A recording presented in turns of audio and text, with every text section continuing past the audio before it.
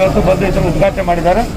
ನಾನು ಈ ಒಂದು 5-6 ಕ್ಷೇತ್ರದ ಉಸ್ತುವಾರಿಯಾಗಿ ನಾನು ಬೈರತಿ ಸುರೇಶ್ ಅವರು, ಬಸವರಾಜ ಬೊಮ್ಮಾಯಿ ಅವರು ಮೊದಲನೇ ಬಾರಿ ಬಂದು ನೋಡಿದಾಗ ಇಲ್ಲಿರ್ತಕ್ಕಂಥ ಇನ್ಫ್ರಾಸ್ಟ್ರಕ್ಚರನ್ನು ನೋಡಿ ಇದು ರಾಜೀವ್ ಗಾಂಧಿ ಡೆಂಟಲ್ ಕಾಲೇಜನ್ನು ಸಂಪೂರ್ಣವಾಗಿ ಕೋವಿಡ್ ಕೇರ್ ಹಾಸ್ಪಿಟ್ಲ್ ಮಾಡೋದಕ್ಕೆ ಸಹಕಾರ ಕೊಟ್ಟಿದ್ದಾರೆ.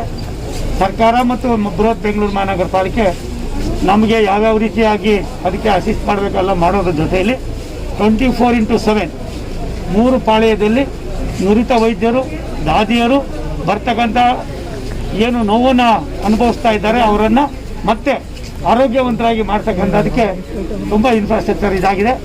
ನಾನು ಬರ್ತಕ್ಕಂಥ ಯಾರು ಇವತ್ತು ಪಾಸಿಟಿವ್ ಕೇಸಸ್ ಬರ್ತಕ್ಕಂಥವರಿಗೆ ವಿನಂತಿ ಮಾಡೋದಿಷ್ಟೇ, ಹಿರಿಯರಿಗೆ, ನನ್ನ ತಾಯಂದಿರಿಗೆ, ನನ್ನ ಸಹೋದರ ಸಹೋದರಿಯರಿಗೆ ಭಯ ಪಡಬೇಡಿ, ಗಾಬರಿ ಆಗಬೇಡಿ, ಸಾಮಾಜಿಕ ಅಂತರ ಕಾಪಾಡಿ, ಮಾಸ್ಕನ್ನು ಧರಿಸಿ, ಮತ್ತು ಔಷಧದಿಂದಲೇ ಎಲ್ಲವೂ ಕೂಡ ಪರಿಹರಿತದೆ ಅನ್ನೋದಕ್ಕಿಂತ ಹೆಚ್ಚಾಗಿ ಗಟ್ಟಿ ಮನಸ್ಸು ಮಾಡಬೇಕು. ಇದರಿಂದ ಹೊರಗಡೆ ಬರಬೇಕಾಗಿದೆ. ಸಾಮಾನ್ಯವಾಗಿ ಬೇರೆಯವ್ರಿಗೆ ಯಾವುದೇ ಕಾರಣಕ್ಕೂ ತಮಗಿರ್ತಕ್ಕಂಥ ಒಂದು ಕಾಯಿಲೆ ಅಂಟಬಾರ್ದು. ಇದಕ್ಕೆ ಸಹಕಾರ ಕೊಡಿ ಅನ್ನೋದ್ರ ಜೊತೆಯಲ್ಲಿ